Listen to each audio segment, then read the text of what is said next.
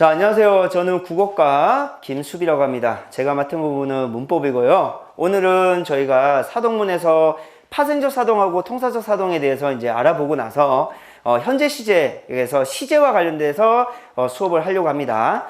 자, 먼저 우리가 지난 시간에 우리가 이제 사동과 피동을 배웠었는데, 먼저 우리 피동은 뭐였어? 어떤 의미였어요? 피동은? 당하는 거였죠. 사동은 어떤 의미입니까? 시키는 겁니다. 시키는 건데, 자, 지금 우리 파생적 사동하고 통사적 사동문에서 예문이 엄마가 아이에게 밥을 먹인답니다. 엄마가 아이에게 밥을 먹인다. 자, 이 문장은 두 가지 의미로 해석이 됩니다. 먼저 첫 번째, 행위의 주체를 한번 생각해 보세요.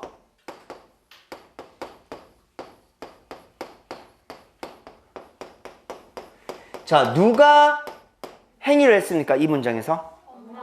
엄마가 아이에게 직접 밥을 먹여준다는 의미가 나오죠. 그래서 행위의 주체가 첫 번째 1번, 엄마일 수 있습니다.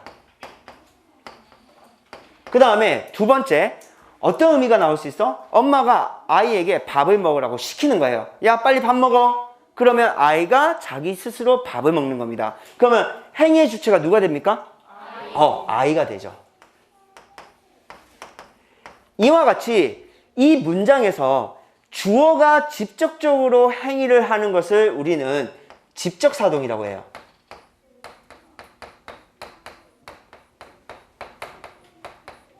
그런데 행위의 주체가 누구나 아이, 객체일 때는 우리는 간접사동이라고 합니다.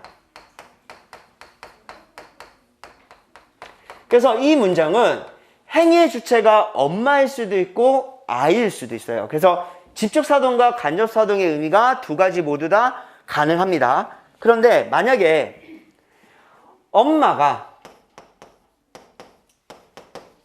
아이에게 밥을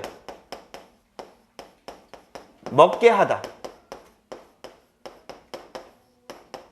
먹게 한다 할 때는 어떤 의미로만 해석됩니까?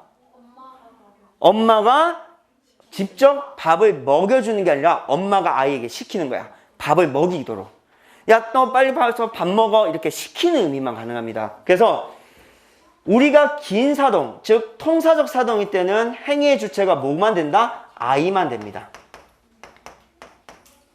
즉 간접사동만 돼요.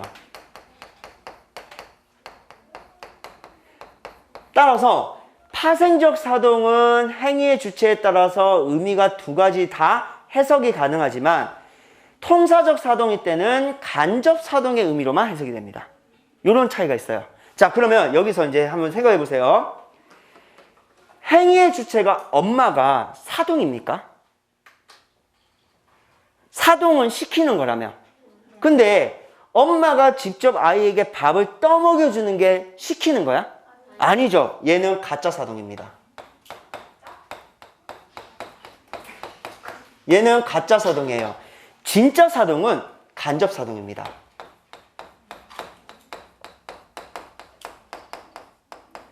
자, 그러면 통사적 사동문은 사동문이야, 아니야? 사동문이야. 그러면 파생적 사동은 사동문이야, 아니야? 얘는 사동문이야. 왜? 간접사동이 있으니까. 간접사동의 의미가 있기 때문에 얘는 우리가 사동문으로 봅니다. 물론 직관적으로 본다면 엄마가 아이에게 밥을 먹인다는 두 가지 의미 다 해석이 가능하지만 일반적으로 우리는 어떻게 해석이 됩니까? 엄마가 아이에게 밥을 먹인다면 이 의미로 해석이 돼, 이 의미로 해석이 돼. 직관적으로 봤을 때. 1번으로. 직관적으로 봤을 때는 우리가 직접사동으로 해석은 되지만 그렇다고 해서 간접사동이 안 되는 건 아니거든. 그래서 얘도 사동문으로 봐요. 자, 그런데 자, 다른 예문 한번 써볼게요. 그가 돈을 밝힌다.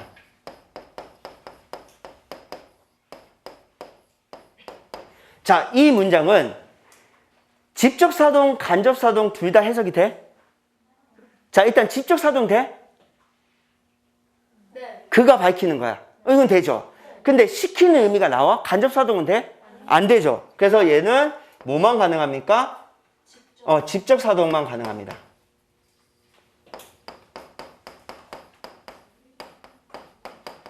자, 우리가 앞에서 사동문을 만들 때는 두 가지 의미를 전부 다 만족해야 됩니다. 첫 번째 뭘 만족해야 돼? 의미 만족해야 되고, 두 번째 뭐도 있어야 된다? 사동 요소. 그쵸? 사동 요소가 있어야 돼. 자, 근데 이 문장 같은 경우는 사동 요소 히는 있어요. 사동 요소는 있지만 의미적으로 사동의 의미가 있어 없어? 없죠. 그러니까 얘는 사동문 아닙니다. 얘는 간접 사동으로 해석이 절대 안 나오기 때문에 얘는 사동문 아니야. 하지만 얘는 직접 사동과 간접 사동 둘 다 해석이 되고 간접 사동의 의미로 해석이 가능하기 때문에 우리가 사동문으로 봐요. 이해되시죠? 자, 우리 교재에 있는 예문 중에 자, 그 박스에 있는 거 있어요. 자, 어머니가 딸에게 옷을 입혔다. 자, 직접 사동 의미 해석 가능합니까? 엄마가 직접 딸에게 옷을 입혀주는 거야. 돼요. 그 다음에 엄마가 딸에게 시키는 거야. 너 빨리 방에 가서 빨리 옷 입어. 자, 시키다 의미로 가능합니까? 가능하죠. 그러니까 1번은 어머니가 딸에게 옷을 입히다는 직관적으로는 직접 사동으로 해석이 되지만 간접 사동의 의미도 가능하기 때문에 우리가 사동문으로 봅니다. 그 다음에 어머니가 딸에게 옷을 입게 하였다. 얘는 무슨 의미로만 해석이 돼?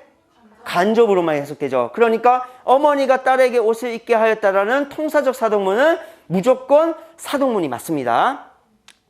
자, 근데 2번 볼게요. 선생님께서 철수에게 책을 읽히셨다. 요거 보겠습니다.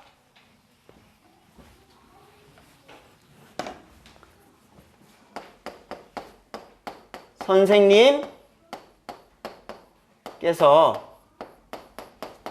철수에게 책을 읽히셨다.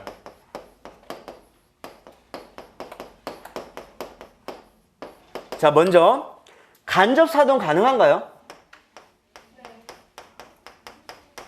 간접 사동의 행위의 주체는 누가 돼야 돼? 철수입니다. 그래서 선생님이 철수한테 시키는 거야. 철수 28번 김철수 일어나서 책 읽어. 그러면 철수가 책을 읽겠지? 자, 간접 사동은 가능해요. 직접 사동은 가능합니까? 직접 사동이 되려면 행위의 주체가 누가 돼야 돼? 선생님이 돼야 되는데, 그럼 선생님이 책을 읽는다면 어떻게 돼야 돼? 이 문장이 성립이 안 되고 어떻게 바꿔줘야 돼? 선생님께서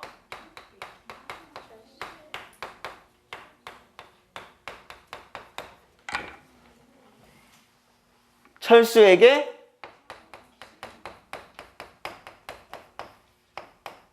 책을 읽어 주셨다. 어주다를 써야 되죠. 따라서 이 문장 같은 경우는 간접 사동으로만 해석이 됩니다. 따라서 무슨 말이냐면 파생적 사동문일 때는 나타날 수 있는 경우의 수가 세 가지가 있습니다. 첫 번째 적어볼까?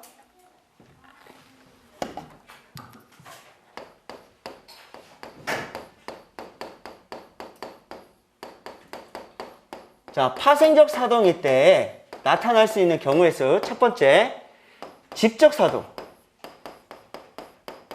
직접 사동으로만 해석될 수도 있고, 두 번째, 간접 사동으로만 해석될 수도 있고, 세 번째, 직접 사동과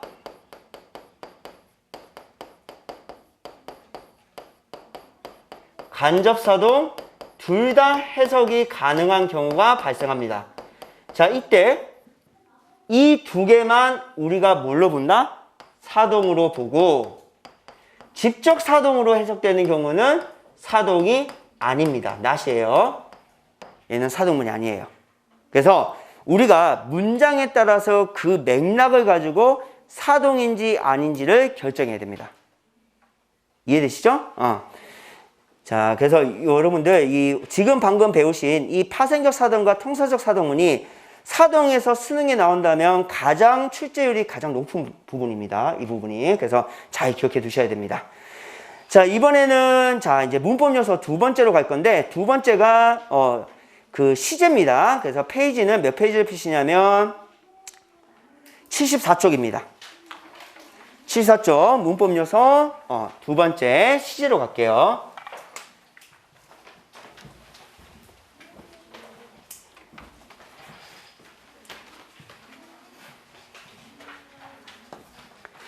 자, 시제라는 것은, 자, 시제의 의미입니다.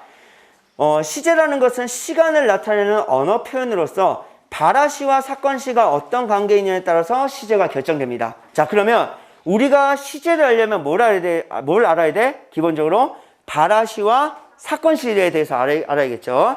자, 우리, 담임쌤이 국현쌤이니까, 자, 국현쌤이 어제 수박을 드셨다. 자, 여러분들 국현쌤이 어제 수박을 먹었어요 라고 지금 말하는 이 발화자는 누굽니까? 접니다. 그쵸? 그러면 발화시는 언젠가요? 지금입니다. 그래서 말하는 시간이 발화시예요. 그리고 발화시가 오늘이 8일이죠. 8일 11시입니다. 그죠? 8일 11시에 제가 여러분한테 국현쌤이 어제 수박을 드셨다고 지금 말하고 있습니다. 그러면 이 문장에서 사건은 뭡니까? 사건? 사건. 수박을 먹은 게 사건이죠. 그러면 그 수박을 먹은 시간이 사건시인데 언제 먹었어? 어제 먹은 거죠. 자, 이와 같이 발화시는 말하는 사람이 실제 말을 하는 시간을 말하는 거고 사건시라는 것을 문장에서 사건이 일어나는 시간을 말합니다. 이해되셨죠? 그러면 자, 발화시를 기준으로 잡아서 사건시와의 관계를 따지는 게 시제인데, 자, 사건시입니다.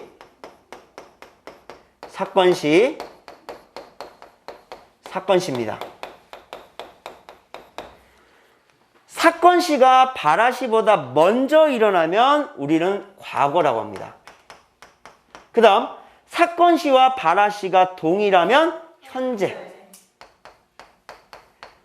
사건시가 발화시보다 나중에 일어났어. 그러면 미래입니다.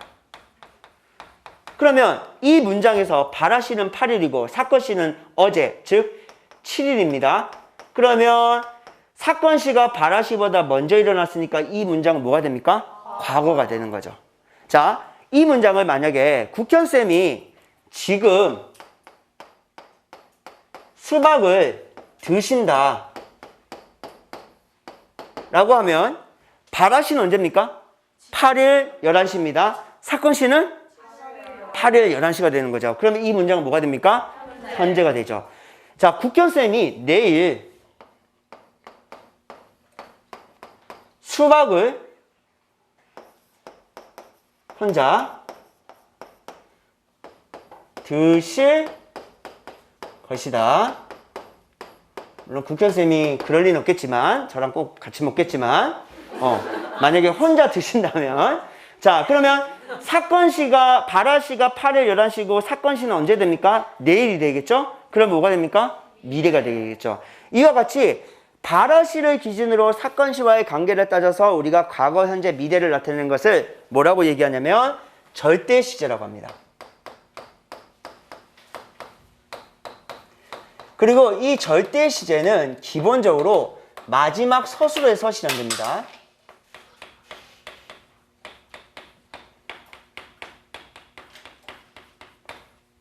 마지막 서술에서 항상 실현돼요. 여기 보면 드시었다, 과거 시제 선어음이 드신다, 현재 시제 선어음이 니은, 그 다음에 드실 것이다, 얘는 미래를 나타내죠. 하나의 수고 같은 겁니다. 리을 것.